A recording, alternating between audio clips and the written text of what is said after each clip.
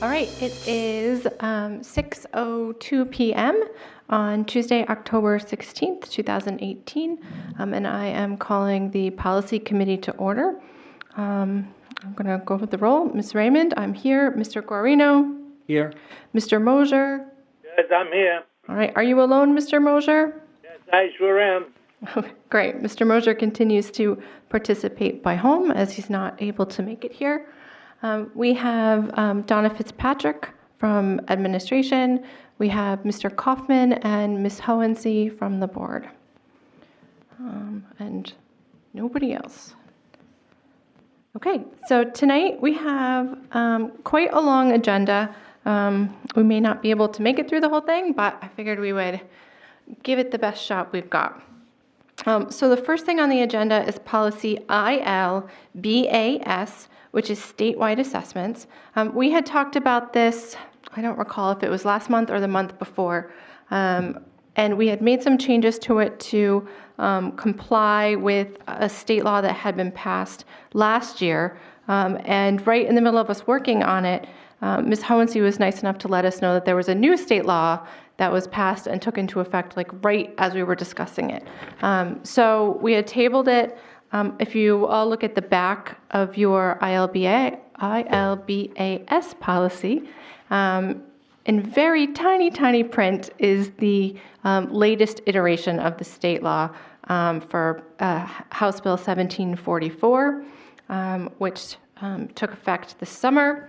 And so we have made some further changes to try and make sure that we are in compliance with all of the state laws regarding state assessments. Did anyone have any questions or comments about the changes? Oh, 1 second. Mr. Mosier? Yes, Did you have any questions or comments? not in particular. Okay. I saw that Mr. Kaufman and Ms. Hohensee both. Let Doris speak. Okay, Mrs. Hohensee. Thank you. I'm concerned that you're taking out the word parental in the title because it is a parental exemption that we're talking about. And the last paragraph of that section, it says by their parents is crossed out because I think it needs to be made clear to parents that they have this right to exempt their children from this test. And that's what that bill was. So by crossing that out, it's concealing the fact that they have that authority to make that exemption. So I would really feel strongly that you be open and make full disclosure to parents that they're able to do this. So I would think those 4 words would be put back in. The other changes, I have no problem with. Okay. Thank you, Mrs. Hohensee. Mr. Kaufman. Thank you. So I'm looking at the first paragraph, the second paragraph, now exemptions instead of parental exemptions. And the Nashua School District shall count all written communications, whether by letter, email, or from a parent or guardian. So a couple of... Yeah, yep. That's one of them. And I would suggest that the word count be replaced by the word accept. Agreed. And that all becomes an any. Because there's really only 2 choices. Yeah. It used to be phone was in there, and I understand why you want to, we should have the request in writing, I agree. So, those are the only things I saw there. And I would agree with Ms. Hohensee. I think it's good practice to inform parents through our policies of the rights they have given by the state. Okay. Thank you, Mr. Kaufman. So the reason that we crossed out parental is because there is another exemption, like if, for example, they were ill, those kinds of things are also acceptable. And if you read the very first sentence in the second paragraph, and I agree with Mr. Kaufman's changes, and I'll make a motion to that effect. It says, the district shall now accept any written communications from a parent or guardian. And I think we wanted to make sure that it's not just parents, also guardians. So if a child is living with someone who is not their parent, who has legal guardianship, or is acting in the parental capacity like a grandparent, they also have the right to exempt them. It doesn't have to be a biological parent. So I, believe it or not, by crossing out parental, we were trying to be more inclusive of our varying family structures. So that's really it. Ms. Howensey? We could change it to parental and guardian. That would be fine. Because what is not clear from this first paragraph is if you're exempt, it's an excused day. You take that day off. The parent exempted them. But what's not clear is when a child is sick during an exam, they usually do makeups. This isn't clear that they've exempted them and they now are not required to do the makeup. So again, I just want transparency so parents understand. And it can be parents or guardian exemptions. Yep, I hear what you're saying. And I think if you read under exemptions all 3 paragraphs, it's very, very clear that if someone is ill, they will not be a makeup date. And those students who are attending school while exempted shall be directed to a monitored area and provided an alternative educational activity. So there's, for both of those cases, if there's someone who is, the parent is exempting them, they get an alternative educational activity. And if they're ill or had a death in the family or whatever and is missing school for that day, then they are not going to have to make it up. So I think that answers both of your questions. Okay, And we I see the makeup. That's very good. But I think if those other exemptions, if I remember correctly, it's not just sickness. It's got to be, they're significant. They're like a death in the family, things like that. There's quite a hurdle. That's why they passed this House Bill 1744, because parents weren't able to just decide to do that. They had what they call parent refusals, the department would talk about. There was always a number of parent refusals, but they weren't considered exempt. And those parent refusals, they would try to take the child and do a makeup. So we don't want that miscommunication, because I don't know, I just like it better with parents or guardians as clear as can be, so parents know that this is something they can do. Those other exemptions, they're more like the department picked those. I think there's 3 or 4 of them. 5, okay. And they're really a high bar, and parents really know that their child can't take any assessment if they fall into those categories already. If you want to list those, that would be fine, but I want parents to know that they do have that authority. Mm-hmm. So thank you, Mrs. Howensey. I agree, and that's why we took out those 5 items. If you recall, the previous draft had those 5 things listed. We removed them because it's not necessary anymore to meet that bar. That's why the first paragraph says we're going to accept. Did she record? I did. Oh, good. Okay. Oh, that's all right. I did turn on the recording, so we are all set. So, Mr. Mosier, Yes. would you like to add anything to the discussion?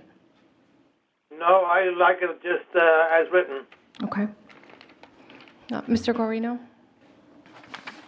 I agree with your assessment, Madam Chair. The way it's written is fine, because people, I mean, if I had read this without saying parental exemptions, I know that once I read the first sentence, it's parent or guardian. So I think people understand that it's, parents understand that it's intended for them. As a parent, I get that.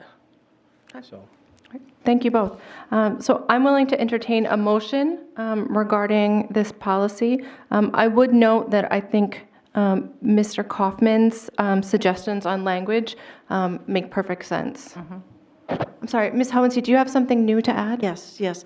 I would just make this suggestion, and I guess this is the 4 words that get me confused. To excuse the absence of.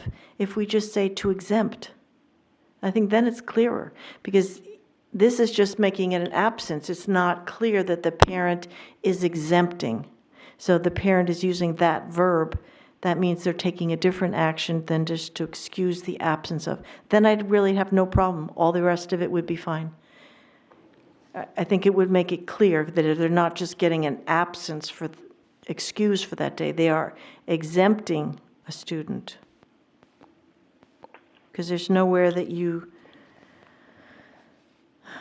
do we use that verb for parents? Because the parents are taking the action of exempting. I don't think so. Go ahead, Mr. Mosher, I'm sorry. Yes, I don't see where that would make any difference, because that is what they are doing. They are exempting it because when they are being exempted, they are absent from school on the days that they're scheduled to take either the state assessment systems, the SATs, or any other statewide assessments as an excused absence with no penalty to the student or parent. So that is, the way it's written is absolutely correct. That you don't have to put exemption, because they are being exempted, and by being exempted, they will be absent from school on that day. Mr. Guarino, did you start to say something? Thank you, Mr. Mosher. I agree with Mr. Mosher. I'm not going to belabor the point. Thank you. I actually do hear what Ms. Hohensee was saying. If we were to add a word where it's instead of saying the Nashua School District, I'm just going to read it. The Nashua School District shall accept any written communications, whether by letter or email, from a parent guardian. We could say to exempt. To excuse the absence of a student from school days, or exempt a student from. More confusing. What about? It's more confusing, yeah, sorry. I was thinking out loud faster than I could get it. Perhaps if it was exempt and excuse the absence of. So it's a compound verb. If you put the word exempt first, Well, and excuse. So it's a two-pronged process. You're exempting them and excusing the absence. okay, I think I misunderstood your point, because I thought your point was that up here we say excuse the absence, whereas in the third paragraph in that section, we say that if they attend school while exempted, they'll be given something to do. So you don't have to miss school on the day of the SAS in order to not participate in it. Right. And I think that's an important distinction, so that parents don't have to arrange childcare or something. Right. That's critical. And that's in the law, too. Yep. So, just accept any written student school. If you put both in, it's sort of a compromise. It makes it clear for both. Excusing the absence is important. You're right to put that in. So I was wrong to say take it out. But I think to exempt and excuse the absence of a student. So it's sort of, they're exempt from the exam. That's one thing. And then the absence is excused. That's two different things that they would be qualified to authorize. Thank you, Ms. Hohensee. Mr. Guarino. Thank you, Madam Chair. I just want to get Ms. Fitzpatrick's thoughts on this. If we say put to exempt or excuse the absence of a student from school on the days that the student is scheduled to take either, because I guess what we're talking about is two different things. We're talking about parents or guardians who deliberately exempt their students, and parents or guardians who have a absence from school because of some problem. So am I correct, Ms. Fitzpatrick? Would that make sense? I agree with what you're saying, and I think that it's pretty clear for people that are going to turn to the policies to find out what their rights are, that if they write to us and say their child isn't going to come to school because they're not going to take the test, that is de facto exemption from the test. And then it goes on to say in the next paragraph, first sentence, third paragraph, first sentence, further, upon receipt of such a communication, the district shall not reschedule the student for a makeup exam. I feel like it's pretty clear, and there is a difference between absence and exemption. There's a difference, because kids can be exempted from the test and still be in school. Right, which is covered under the third paragraph Exactly. there. Oh, Okay. So you're saying that we don't need to put exempt, we just leave it the way it is? I don't think so. I think Okay. it confuses the matter. Okay, all right, thank you. All right. Thank you, everyone, for your comments. I will entertain any motions that anyone would like to make. I will make a motion to accept policy ILBAS as written and present it to the full board for passage. Okay. Mr. Mosier, would you accept a friendly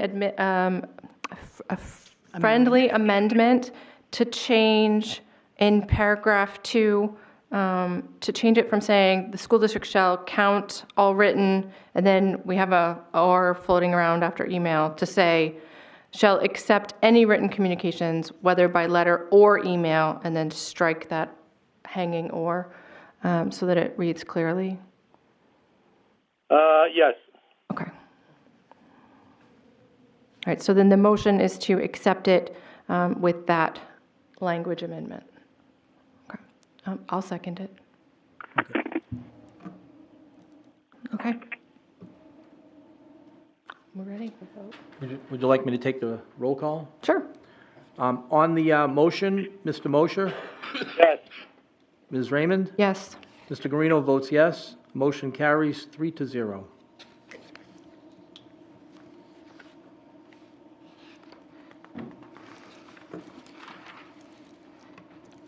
Okay. Item 2 is the weapons on school property policy JICI. This is one that we had discussed, back in the spring. We tabled it with the purpose of me going and consulting with an attorney. I also consulted with the police here in Nashua to try and get as many perspectives from people who this would affect in the community as possible. And what you see before you is the combined suggestions of both agencies. And their suggestions were to bring us in compliance with our state laws, would be to make the policy narrow it down so that it would only apply to students. So we got rid of the lines that spoke to members of the public. Because as you guys know, and we discussed last time, state law specifically prohibits municipalities, including school districts, from prohibiting people from carrying their weapons when they have a legal right to do so, unless they are a student. So hopefully by crossing out these two lines, where it talks about members of the public, we will be able to be fully in compliant with with state law. Commentary? Mr. Mosier? No, I see that we are in compliance with state law as well as local by excluding students, but like it says, anybody who is licensed to do so may carry. Okay. Mr. Guarino, comment? Thank you, Madam Chair. I would like to move to change the last sentence to read, any person who brings a weapon on school property will be reported to the law enforcement authorities. And pretty much what we crossed out. well, it's a little different. So It any doesn't say person- members of the public. It says any person who brings a weapon on school property in school will be reported to the law enforcement authorities. Now, my interpretation of the law is such that, yes, people have the right to carry, but we don't know what we're getting on campus when someone brings a weapon on campus. We don't know what their purpose they're there for. And anybody that brings a weapon, whether it's a firearm, we have described all the different weapons here, explosives, could be a knife, whatever. We need to call the police on them, okay? it's common sense. It's just common sense. No person should be on our school property with a weapon. Despite the fact that it's legal, doesn't matter. We can still call the police. The police do not have to arrest them. I think it's insane. It's insanity to let anybody on school property with a weapon. You know, my daughter goes to school in this district, and I want the police between any person that brings a weapon. I want the police between that person and my daughter. I don't care who they are. I don't care if they're safe, they're not safe, the good guy, bad guy, and everything else in between. I don't care. So I think that we should notify law enforcement authorities. It does not violate the law if we do that, because it talks about a weapon, and it talks about any person. Thank you, Mr. Garno. I'll second your motion for the purposes of continuing discussion. And I saw Mr. Kaufman had his hand up, and Ms. Fitzpatrick as well. May I speak directly to Mr. Guarino's comment? Sure. Okay, and I have others, but I tend to agree, but I would also perhaps say not only should the police be notified, but the board should be notified. We need to know ourselves as a board if weapons are finding their way onto the campus. And I mean, when I say campus, I'm district campus. So in that regard, I would certainly support the intent of where Mr. Guarino is going with this, but I would also add that not only would the police be notified, but that the school board would be notified. Comment. And the generic sense of weapon, I agree with, because it's more inclusive of these other things that are listed below. Okay. Thank you, Mr. Kaufman. Mr. Moser, hold on one second. Ms. Fitzpatrick has been waiting, and then I'll come back to you. Certainly. I just wanted to comment on behalf of the school district that although the state law may say that people have a right to carry weapons on school property, the school district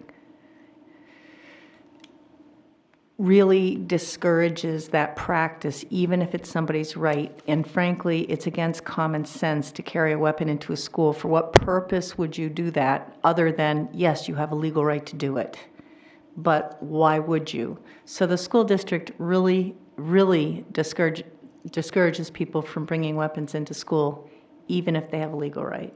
Thank you, Ms. Fitzpatrick. Mr. Moser. Yes, thank you. I feel that the board should not have to be notified that Joe Smith or whoever brought a weapon on, because if it's a student, they will be brought before the board for an expulsion hearing anyway. So that's redundant to get the board involved. And even if Joe Smith came in and was carrying a knife, unless he was showing it, who's going to know it? And who would want to have Joe Smith come in before the board? That is silly. The thing was, I think we have it all covered by the way of the weapons, the types of weapons, and the fact that discipline would be a mandatory expelled for not less than a year. Firearm-based expulsions may be modified by the Board of Education upon written recommendation of the superintendent on a case-by-case basis, because sometimes a weapon, like in a history class, a blunderbuss may be brought into school to show what some of the early weapons were used by pioneers or buccaneers or whatever. So that would be on a case-by-case basis. Joe, to bring it before, anything like that before the board is not producing anything. Thank you, Mr. Moser. To your point regarding, historical weapons, there is the second to last part of the policy talks about instructional purposes, and I think that's exactly what they were going for something historical with permission. Mr. Kaufman, when you said notify the board, did you mean to have like a hearing, or did you mean just like an email to notify us? Just notification, like there was an incident, just like Dr. Mosley sends out, there was an incident, just like, for example, we got a student got sick and was brought to the hospital. There was an incident, there were two incidents, what was it, on September 28th here at North, two threats. We got an email about that. Yeah. But I'm concerned that we didn't get an email about an apparent firearm threat on a bus that previous Wednesday on the 26th. I had a teacher call me and tell me that was the case. So that's behind my request that the board be notified. No, I'm not asking for hearing or, such like you suggest the email would be more than adequate. All right, thank you, Mr. Kaufman. If you don't mind, could I ask that you ask that teacher to report that up the chain? Because it sounds like it didn't actually make it to administration. Well, I understand the resource officers were involved. I have a query into the city police. I left a message for the officer today, so I'm trying to get the copy. If there was a report, I'm looking to see if it was filed with the city police department. Because I very much think that I think that my expectation is, and I would guess that everybody on the board is that if a teacher or staff member becomes aware of something, they would send it up the chain so that then people who are My in charge could understanding, the know. RSOs, the police officers that work within the school district were involved in those incidents. So Right. that would preclude, I mean, if the police officer is involved, that should trigger, wrong kind of word, should begin the process of notification. So Right. No, I agree. I just wonder sometimes when you have lots of people who are aware of something and everybody thinks it's somebody else's responsibility to tell the principal or the admin. So, Well, we know Dr. Mosley was on site that Friday, right? He sent an email. right, but you're talking about a different day. I'm talking about the previous Wednesday. Right. But we never did get an update as to what happened after those threats. Okay. So, I thought there was a follow-up email, but. Okay. So, I feel like we've gone astray. if I may, Mr. Yeah. Guarino was proposing the notification to the police. So that's where we were, that's what we were talking about. And then I do have some additional things. Right, that's what I was saying. I felt like you had something else to say. Go ahead. Did you want to, kind of nail down what Mr. Guarino was trying to accomplish in language? And then I have questions. It's not really much language changes. I just have No, I think Mr. Guarino was very specific about what he wanted. And you've added that you would also like the Board of Ed, and I think let's hear all of the information. So may I continue then? Yes, please. Okay. So in the very first sentence, it says weapons are not permitted on school property, in school vehicles, or at school-sponsored activities. So when we say school vehicles, does that include the buses? Yes. Now, I don't know the answer to this question. That's why I'm asking. So are there any instances where a parent might say I'm just going to pick an athletic event because I can't think of but it could be almost any event. It could be like the Granite State Challenge, where parents a parent may transport several students to a school-sponsored event. So is it intended to include that private vehicle because it's being used to transport students to a private event? Because then I think you have, you run into some rough ground. State law prohibits us from having any kind of policy that would interfere with a private citizen's right to carry. So as a parent, if you have a right to have a gun, which is pretty much anybody over 18 here in New Hampshire, and you have a right to have it in your vehicle, the school does not have the authority. And in fact, we are expressly forbidden from saying to someone that you may not have your weapon. So yes, the parent is allowed to have it in their vehicle. Okay. They are legally, under current state law, anybody is allowed to carry their weapon into any school activities unless they are a student. That is the current law. We cannot prohibit it. If we do, we will be running afoul of state law. So I think that's fine, and we're not trying to step on state law, and I appreciate you bringing this policy back to ensure that it's compliant. So to that extent, and this is about weapons on school property, the bus is an extension of that property.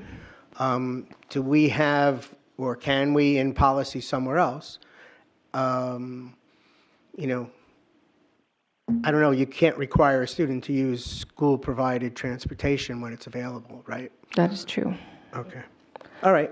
I was just curious if it extended not just to the buses as well as that situation with a private vehicle. Yes, but we can only make policies if we're talking about firearms, we can only make policies that apply to student behavior. We cannot make policies regarding other adults who are not students. So let me back up for a second. I think it's ridiculous that we are prohibited from saying that our schools should be gun-free zones. I can't imagine why any rational person would want to bring a gun to a school event where there are children. It blows my mind. But my concern with saying that we are going to require our staff to call the police anytime they see somebody with a gun, I feel like that, or a weapon, I think that puts our local law enforcement in a tight spot because they're not breaking the law. You're supposed to call the police if you feel that you are in danger, if you're concerned about somebody else's safety, or if you are witnessing something that you perceive to be against the law. We can't tell people to call the police on people who are not breaking the law. Now, I would expect any of our staff members to feel unsafe if they saw someone with a weapon in school zone, because personally, I would feel unsafe if I saw somebody out there with a weapon, and then they would have a reason for calling. But I don't think that it's appropriate for us to make it a blanket thing that anytime you see someone with a weapon, because then we're asking the police to come down here and make a determination. And what determination can they make? This person has a right to be here, unless they are causing a ruckus. Like, do you know what I mean? If they're causing other people to be feeling unsafe, or if they're disturbing the peace in some way. But should we call the police and then they arrest someone for exercising their constitutional right to carry, that puts everyone in a position where we have now directed our employees to call the police to violate someone's civil rights. Comment? Yes, Mr. Mosier. Yes. Another thing that's important with, we have if an adult has a license to carry, and he does carry a weapon, and you call the police on him, the police will determine that he has a legal right to have that gun and to be where he is. Not only is that a waste of the police time and money, but it's a ridiculous thing, because if somebody is not brandishing a weapon or making a threat, he is perfectly free to act. Mr. Guarino. Thank you, Madam Chair. I disagree, and I respectfully disagree, because we don't know what we're getting when someone walks into a place, any place, with a weapon. We don't know what we're getting. And this sentence covers everything, weapons, everything. Someone brings a knife in, and they end up hurting someone, and you didn't call. Why didn't you call the police? Well, we don't even have it that we don't have to call the police. It's not even on.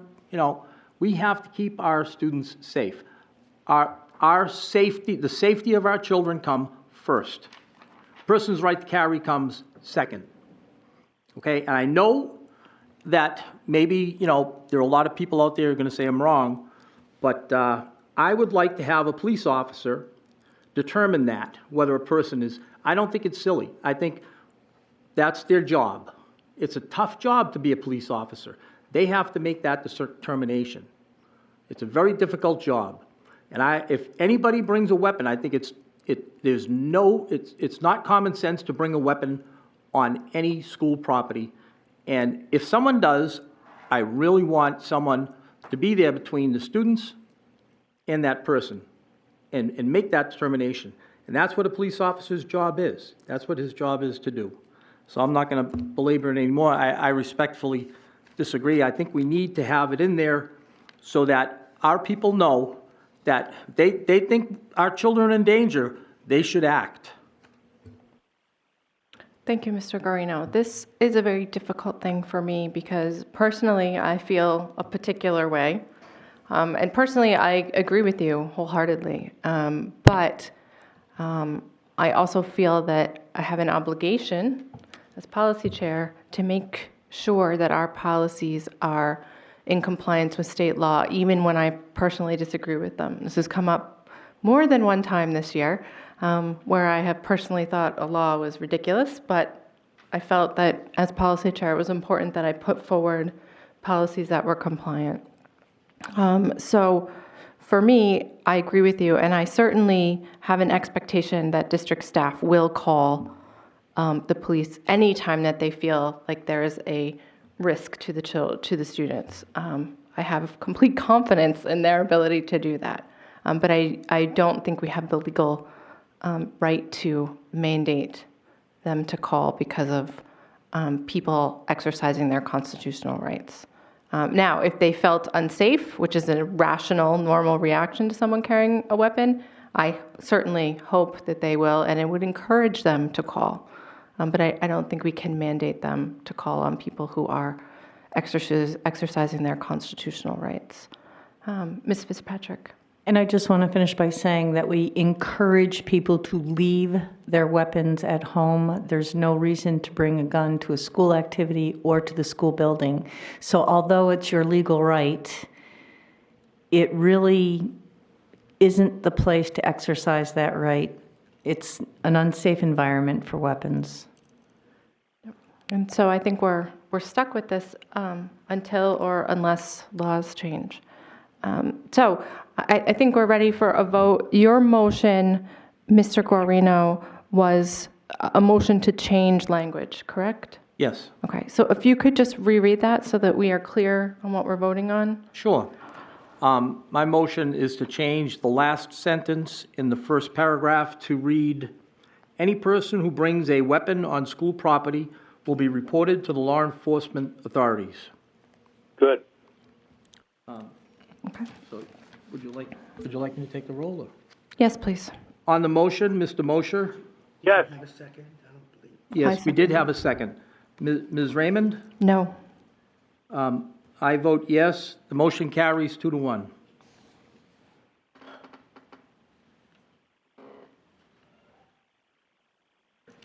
Mr. Kaufman. Can we please have a vote on what I had added to Mr. Guarino's motion, which was that the board would be notified? Okay. Point of order? Yes, Mr. Guarino. No one made a motion or an amendment to that, to do that. I'm willing to entertain a motion should anyone feel that we would like to add and notify the board to the end of that sentence. Nope. I guess not. Okay, then I'm willing to entertain a motion regarding the policy in total. So moved. Okay. Okay, so the motion is to accept policy JICI as amended and send it to the full board. On the motion, Mr. You don't have a second. Oh, I'll second it. Thank you. On the motion, Mr. Mosher? Yes. Ms. Raymond? Yes. Mr. Guarino votes yes. Motion carries 3-0. Okay. I imagine we will have a lively discussion about this when it goes to the main board. I'm sure that's why I voted yes. Excellent. Okay. Hold on one second. I just want to make sure that my notes are complete. Yeah, I didn't get the change on that. Okay, so the next policy, we have a couple of things that go together. Our policy is policy number 1311, which is one of our numbered policies. I believe Ms. Van Twyver asked us to review this one. This is a policy regarding the job description for the superintendent. I have included with it, and you'll find it all stapled together, well, at least I have it all stapled together, which is policy CB, which is a proposed policy. So right now, our policy 1311 needs letters. It hasn't been updated since, let's see if I can find it. Well, I don't see when it was updated, but it's been like forever. Oh, there it is. It hasn't been updated in 11 years. So we would like to update it, and when I was researching this, I found that 6 school districts in the state use this CB that I included in your packets, and then New Boston uses, they literally copied and pasted Ed 302, which I've included here for reference.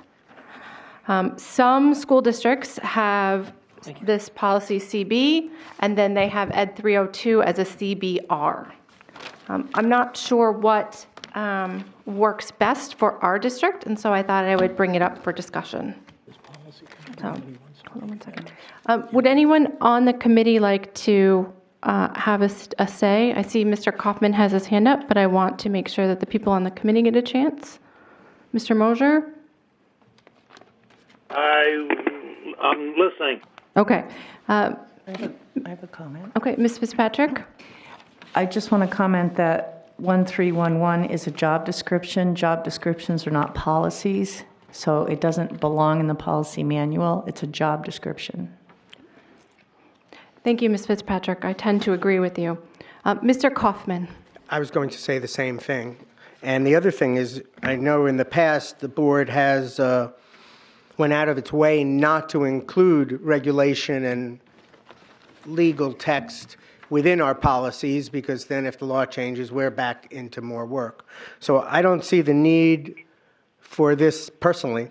I mean, I don't see the need for it at all. I agree with Ms. Patrick, your comment. It's a job description. The ED 302 is, we know about it. We use it, I mean, we use it as reference all the time. So I would encourage the committee just to rescind this particular policy and not replace it with anything.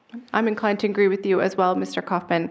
I did bring forth all of this because I wanted everyone to have as much information as possible when making this decision. Mr. Guarino, do you have a feeling about this particular policy? No, I agree with what's been said. Yeah. All right. Mr. Mosier, if you don't have a comment, then I would entertain a motion either to replace it with CB or to rescind it entirely. I'm comfortable with either option. As I see, what we're dealing with here is a job description, and this does not fit in with our definition of policy. So I say that we rescind it. Okay. So are you moving to rescind policy 1311? Yes. Okay, I'll second. Does anyone have any other comments before we vote? No? Excellent. On the motion to rescind policy 13, what's the number there? 1-1. 11. Mr. Mosher? Yes. Ms. Raymond? Yes. Mr. Guarino votes yes. Motion carries 3-0. Thank you, Mr. Raymond. Mr. Guarino. Okay, and then, as you know, I've been going through our policies and trying to pull up numbers again. So as I'm going through, I found several that are redundant or we don't use anymore that I'm recommending that we rescind. The first on the list, well, they're really not in any particular order, but the first one on the agenda is policy 11211. This is the annual report. I spoke with Tara Kinsanella, and she let me know that most of this information is in fact on our website. It's available. And that this particular mayor has been asking all of his departments to do a presentation each March and May as part of the City Academy. and some of the information is covered there as well. And then during that, people are referred to the website for further information. So, I mean, to me, given that we aren't doing an annual report already, the financial stuff is covered in our budget process. Planned programs for the next year is covered in curriculum when they go over the footsteps process. And then other things like enrollment and current things are on our website. I would suggest that we rescind it. I see you, Mr. Kaufman. Comments from the committee? Nope. Okay. I agree that we should rescind it. Okay. Thank you, Mr. Mosier. Mr. Kaufman. Thank you. I'd like to just point out to the committee that I brought this matter up at the board and it was referred to the committee. And as an existing policy, I asked that this report be done. The example here from Dover is something that I sent the committee chair. Yep. It's also, I believe, Ms. Raymond, you'll recall, I also sent you a document from the New Hampshire School Board Association, which listed this particular policy as recommended. The New Hampshire School Board Association lists CM annual report / meeting report card as a recommended policy. I think, I don't recall seeing in the last year anything about college entrance scores, dropout rates, 2 or 4 year community college data, truancy, seen anything in behavior trends, nothing. Test scores, we've seen the iReady and some SAT stuff, but it's never packaged in a form where it's all available in one place. I think if we really want to convey transparency and accountability, this report card should be retained. And in fact, perhaps there's some things in here that could be added. I'm not prepared to add anything to it right now. Right now, I'm just trying to keep it active. Right. And, I would argue that instead of rescinding it, perhaps the committee should adopt the Dover as a baseline. I certainly would not rescind it. So to that end, I would ask that the committee not take any action to rescind and then further deliberate on what this report card should actually be. Because I didn't know that the superintendent went up twice a year to the city and made a presentation. I would think that if he was going to make a presentation to the city, he would share that with us first. And I don't recall that happening, certainly around this kind of information. So please do not rescind this. Okay. Thank you, Mr. Kaufman. I apologize. I don't have the thing from the school board. Otherwise, I would have included it. So I'm not sure. I must have misplaced it, and I owe you an apology for that. Can I describe the document maybe so you help refresh? I've just looked through my whole book where I've printed out all of the things. So there's a document that listed every one of their policies. Yep. And then it was either recommended, required, optional. They had a little, and it was by their alphabetic sectioning, and they listed them, and they either said it was recommended, required, or optional. If you don't mind, if you still have it, I would very much appreciate it if you would resend it to me. Ms. Hohensee. Thank you. I also agree with Mr. Kaufman, but also we just got reports, the 2018 MS-22 and MS-26C, and both of these, it says right on the form, it says form due date is 20 days after the annual meeting. So if we're required by state forms to have an annual meeting, I think the annual report goes with the annual meeting. I think we need to get to the bottom of why we're given state forms that talk about annual meetings and annual reports before we go and rescind this. I think there's more investigation that needs to be done. Okay. Thank you, Ms. Hohensee. Ms. Fitzpatrick, do you know if Dr. Mosley has the materials available to us that he presented to the mayor? I'm sure he has the information available.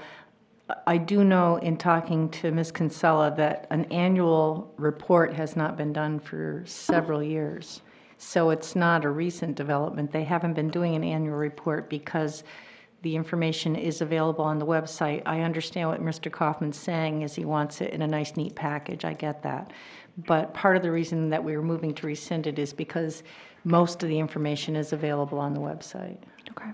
All right. Thank you. I spoke to Ms. Kinsella as well, and she could not recall the last time an annual report was done. She actually thought that this had been rescinded. And between the two of us, we were checking minutes for quite some time, and we couldn't find that it was rescinded, so I assume it hasn't been. Yes, Mr. Kaufman. Thank you. In the existing policy 11211, I'm reading from the second paragraph, it speaks to the distribution of the annual report to be made to the Board of Aldermen, the mayor, the Board of Ed, school administrators, parent-teacher groups, major industrial. It's really intended as a community outreach process. We don't have anything like that in place now. The closest thing, and I don't even think the budget process really does that. That's really focused on budget. We might talk about enrollment, but we certainly don't talk about graduation rates. And I've been asking for that data for the 3 years I've been on the board. I still haven't gotten it. So it's intended to be reported to the public.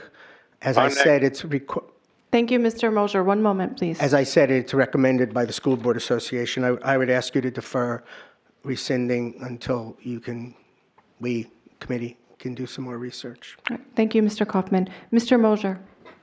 Yes, I agree that the policy should be rescinded, but also the information that is delinquent on this thing should be as part of the website, which is available not only to the Board of Aldermen, the mayor, and the governor, and whoever else wants to see it, because all of the information is there. And it's even when we do the budget process, 90% of the information that we're looking for at any time is in the budget book, and that includes enrollments and the graduation rates, et cetera.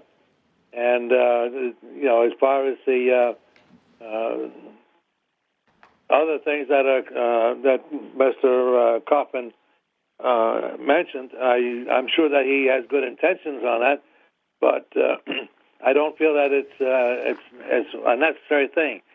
As a senior member on the board, I have not seen a report of this type that has ever been produced and put out for the publication like that in 12 years. So there you go. Yeah. Thank you, Mr. Mosher. I'm honestly torn on this one. I see the benefit of having it.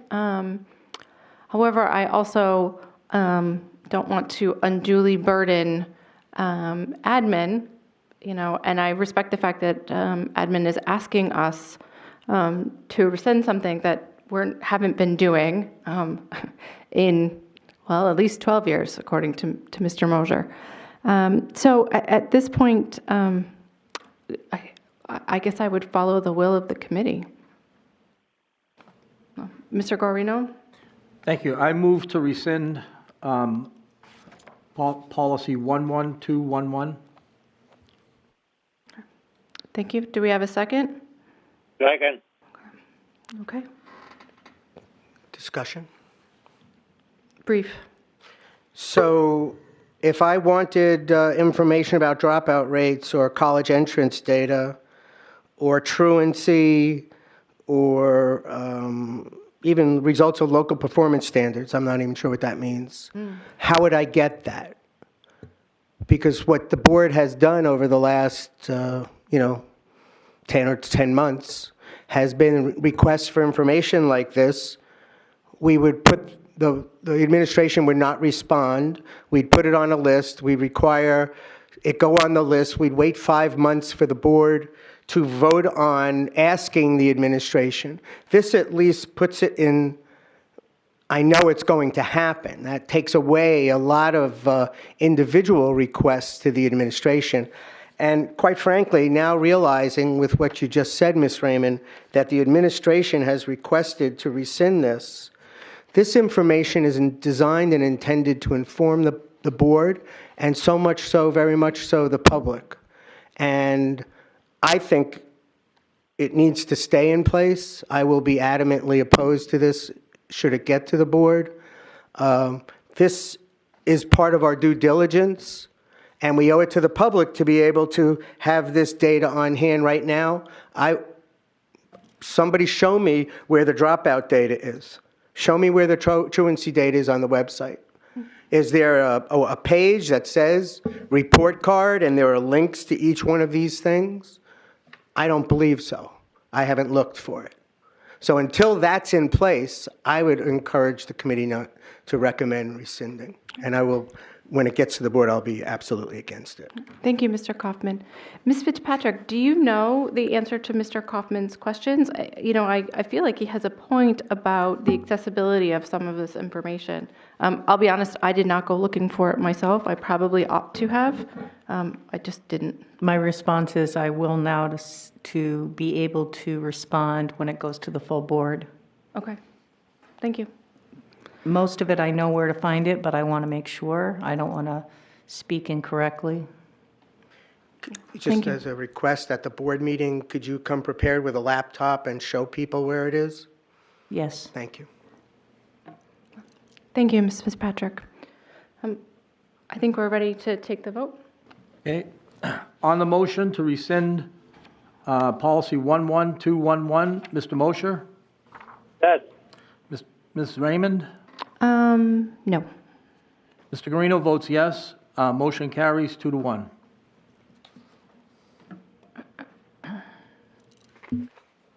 Ms. Fitzpatrick.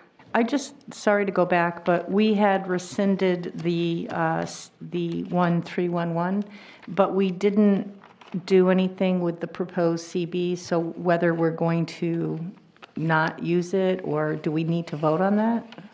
I don't believe we need to vote on one that doesn't exist that we were discussing adding. Okay, perfect. Just I wanted to can, make sure. I will double check with the powers that be, which frankly will be Mrs. Van Twyver, who knows everything about policy, and see what she says. If we do, in fact, I will bring it back.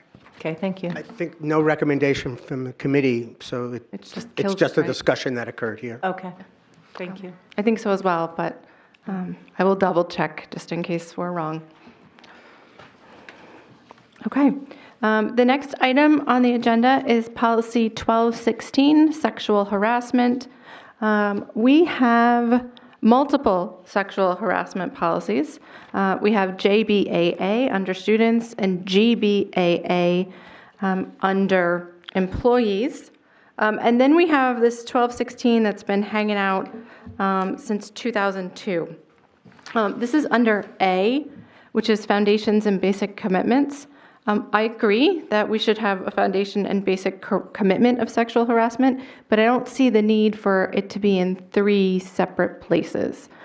So I'm asking the committee to consider rescinding only 1216, leaving JBAA and GBAA intact to eliminate redundancy.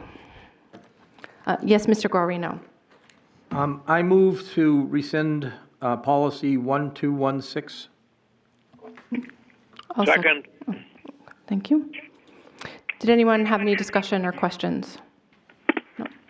Mr. Kaufman. I just want to thank you for your clarification, because the way the agenda was written, it looked as though you were proposing that 3 policies be rescinded. Oh, I apologize. So that totally confused me. So, and I believe this is one of the policies that's probably on the required list. Yes. Mandated by the state. So, okay. Yep. Thank you for the clearing up the old dust. I tried to put informational in parentheses regarding those 2, but perhaps because I knew what I intended, it made sense to me. In the future, I'm wondering if there's a way that would let people know if I include things for informational purposes, as opposed to, because that clearly did not work. I think by what you've just done, those of us who attend are good. Right. Yeah, but sometimes, you know what you're intending, and so it makes perfect sense, but perhaps someone off the street would not get the same read. And I do, just as a matter of course, I do like to include informational materials, because I think it makes our discussions easier, frankly. So if I can, just so Mr. perhaps you would label it, retention and, I don't know, retain and inform or something like that. I don't know. Okay. Just so your intent is better conveyed, but. Thank you, Mr. Kaufman. I think I'll have a discussion with Ms. Kinsanella for the next agenda, because I'm certain that I will include more informational items. No, I think they're helpful. I think it's great. Oh, we didn't vote or anything, did we? No, we did not. Okay. Go ahead, Mr. Guarino. Okay, on the motion to rescind policy 1216, Mr. Mosher, Yes. Ms. Raymond, Yes. Mr. Guarino votes yes. Motion carries 3-0.